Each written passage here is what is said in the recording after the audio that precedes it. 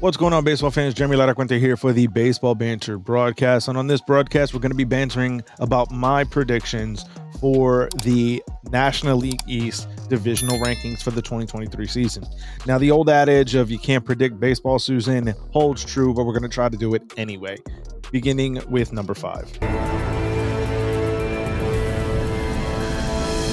Now, it's very clear when you look at this division that the Washington Nationals are, without a doubt, the 5th best or the 5th worst team in the division.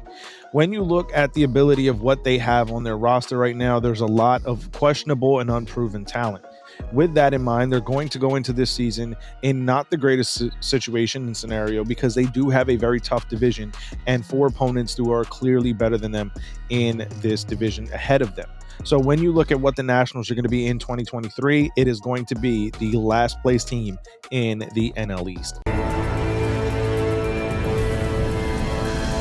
As we look at number 4 on the list, again, very clear when it comes to the bottom 2 spots in this division is the Miami Marlins. Now, are the Marlins going to be a bit more competitive in 2023 than they were last season? It is quite possible. Are they going to be good enough to surpass the 3 teams ahead of them? Absolutely not. I think that the move that they just made by acquiring Luis Arraez does change the lineup a little bit. It does allow them to have a little bit of a different look, someone that is going to be consistently putting the ball in play at the top of their order. However, that being said, they acquired his services by weakening one of their best keys and their best strengths in their starting pitching.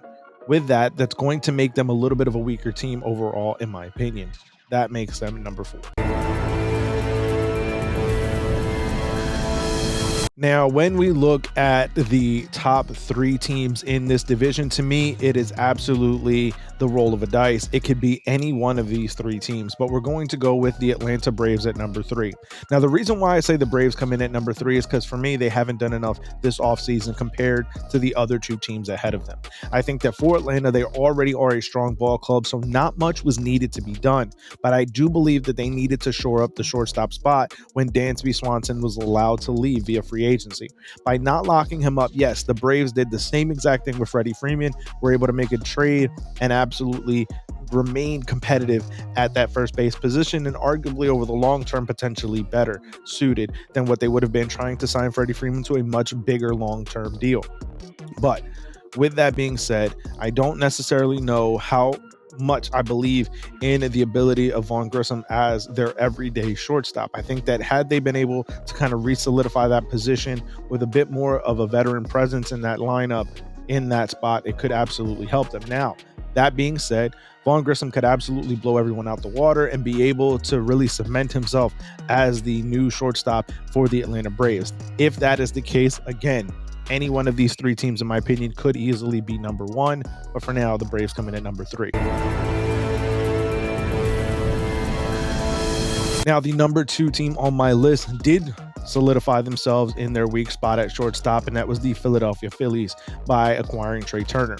This was already going to be a very strong team. They made it to the World Series, which was a little bit unexpected, a little bit ahead of schedule. That being said, the Phillies are finding themselves in a little bit of a hindrance because Bryce Harper is going to be missing the first couple of months of the season. However, even with Harper missing the first couple of months, this is still a premium lineup in the National League. I think that having a guy like Nick Castellanos, who has started to become a bit of a better defender with the way that the Phillies have positioned him in the outfield, on top of being able to be a solid offensive squad with Rhys Hoskins, Kyle Schwarber, adding Trey Turner, you also have the ability that when Bryce Harper gets back, it's like acquiring an MVP level player. Because to me, Bryce Harper is a constant contender for the most valuable player in and every single season of the league that he plays a part of. That being said, yes, there are going to be a little bit of hesitations and a little bit of question marks as to how long it's going to take Bryce to get back. And for that reason, they slot into number 2. So that leaves the New York Mets as the number 1 team. Steve Cohen has spent a ton of money this offseason in trying to better the New York Mets' chances at being a World Series contending team and a World Series winning team.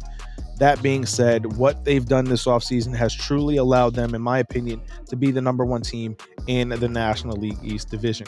How it all plays out, as long as these players remain healthy, because they aren't banking on the top of their rotation with very elderly, wise players in terms of Major League Baseball terms, in Justin Verlander and Max Scherzer. Obviously, these two guys have proven themselves time in and time out, year after year, with their ability.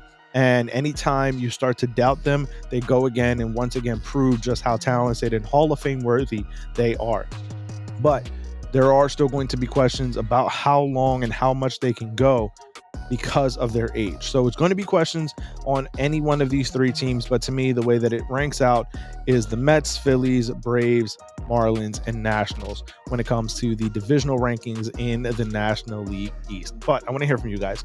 Let me know your thoughts on how the division is going to break down, how you preview it, how you predict it to go for the 2023 season.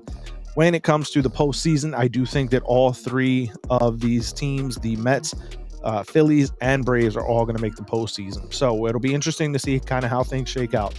But for me, that's my National League East divisional rankings predictions. But again, I want to hear from you. Let me know your thoughts down in the comments, or find me over on Twitter at banter_baseball, and we can keep the conversation rolling. As always, if you want to show more support for us, there are several ways you can do that.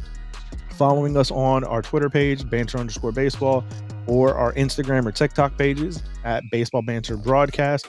You can head over to our blog site, laracuenteledger.com, where we put up new articles daily, or our merchandise shop, baseballbanterbroadcast.com.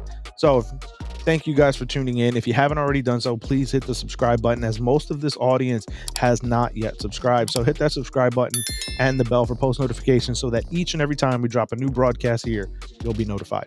So I want to thank you guys for tuning in, and I will catch you on the next video with the latest news, notes, and my personal thoughts, theories, and opinions on the game of Major League Baseball. Peace.